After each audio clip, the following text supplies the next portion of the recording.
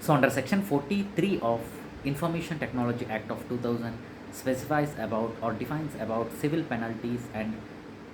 compensation for damaging the computers through having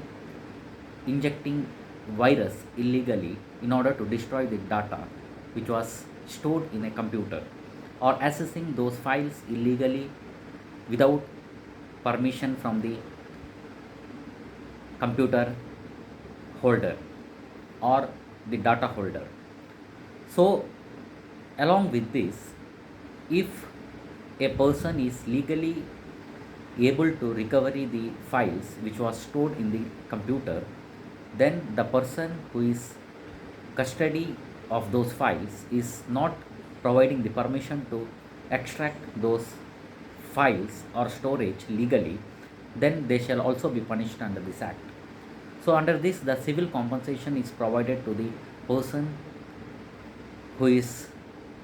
having damages to his files which are stored in the computer due to illegal infusion of virus to the computer hard disks or softwares. So the civil compensation shall be provided by the party who is responsible for the destruction of those files.